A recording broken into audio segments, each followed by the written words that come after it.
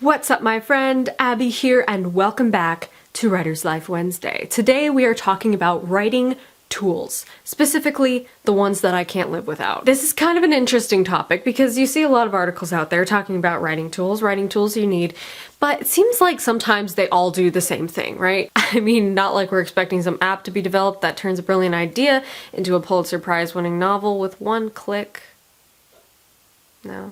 No, of course not. Of course we don't want that. But here's the truth. Most writing tools that you hear talked about, they don't write your book for you. Sad. I know. But there are some apps and tools out there that make the writing process easier, smoother, better, and that's what I'm going to talk about today. The 4 writing apps, writing tools that I can't live without.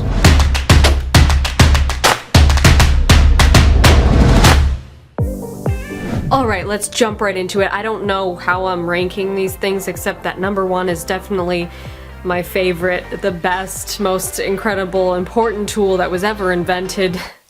You all know what it is already. Scrivener. You've heard me fangirl about it before, so I won't go on for too long, but Scrivener is the best writing tool, the best tool, period, that was ever invented. Not only is it a writer's dream for organizing everything, all your notes and outlines and writing drafts and just keeping everything in a nice, wonderful, organized space, but it's also great for organizing and making sense of the real world too. I actually just made a video in collaboration with this awesome channel, Keep Productive, all about how I use Scrivener for my writing, but also for planning my life. And if you haven't seen that video, go check it out. I'll leave the link right there. The thing I love best about Scrivener is that it's like having a virtual office.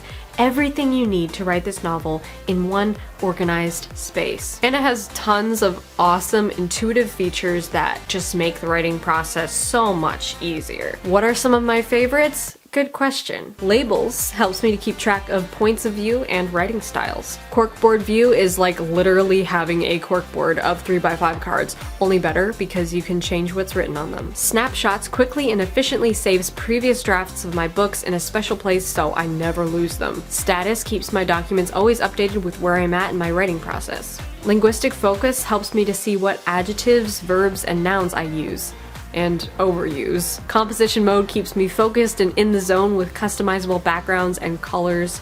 And last but not least, writing history keeps track of my daily word counts much better than I ever could. That's literally the tip of the iceberg when it comes to what Scrivener can do. I love this software so much. It is a must-have, in my opinion. If you use Scrivener and love it even half as much as I do, comment below and tell me what is your favorite feature. Okay, now I'm gonna stop fangirling about Scrivener and move on to number 2, Hemingway. Some of you might side with Grammarly on this, but I have to say, I like Hemingway better. It's a free online editing app that strengthens any kind of writing from prose to academical papers. It's simple and straightforward with less of a focus on grammar and more of a focus on ease of reading and sentence structure. Now, of course, I tried Grammarly, but I didn't really like it that much, and I was also kind of disappointed that you have to pay for most of the features that you see advertised when YouTube forces you to wait 5 endless seconds to watch any video ever, because Google has already blacklisted you as a writer. But at least they don't think you're a murderer.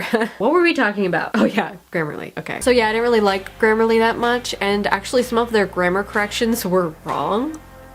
So I don't have much to say about it really, but I do like Hemingway. I like Hemingway a lot. First, it tells you what grade level your writing is. Then it highlights adverbs. Then it highlights passive voice. Then it highlights phrases that have simpler alternatives. Then it highlights sentences that are hard to read. Then it highlights sentences that are really hard to read. And it also gives you an estimate of how many times you can get away with these mortal sins based on how many words you've written. Pretty awesome. It also has a writing mode, which silences the editing side of things so your creative genius can just flow through. But I never actually use that part. I never actually write within the app because Scrivener. But what I will do is I'll do 1 round of edits in Scrivener and then copy and paste each chapter into Hemingway and strengthen my prose. It's a great app. 10/10 recommend. Number 3, Google Docs. No, obviously I don't write in Google Docs. I write in Scrivener. But Google Docs is my number 1 favorite for sharing my writing. Now, of course, I don't share my writing with many people.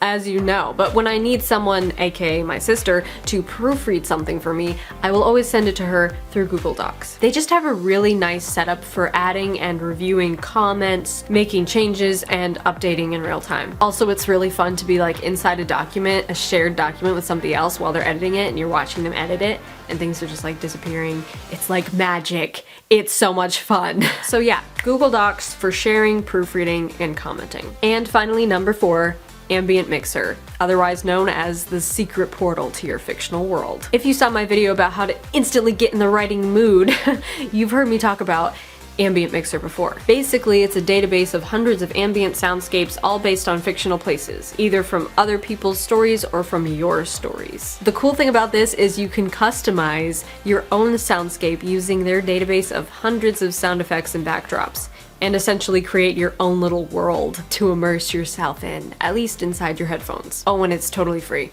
Bonus. Pair this with some music to set the mood of your scene, and wowza, you are just like in the zone. If you haven't checked out Ambient Mixer, definitely do that. So that was the 4 writing tools, but this one's gonna be an honorable mention, and that's because it really isn't a writing tool. It isn't an app. It's Kobo. Now you're either like, never heard of it, or you're like, that's an online bookstore?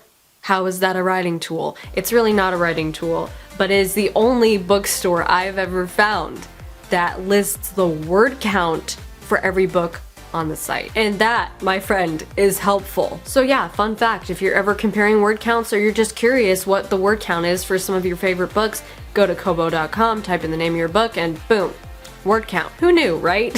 Alright, my friend, that's it. Those are the writing tools that I use and love and couldn't live without. Comment below and tell me if you use any of those, and if you have any other secret writing tools that will make the process easier, especially if there's any writing tools out there that, like, you know, take an idea and write the book for you. Definitely let me know if you come across something like that. Smash that like button if you like this video, and be sure to subscribe to this channel if you haven't already, because I post writing videos every Wednesday and I'd love to have you here in the community. See you next week, my friend. Rock on.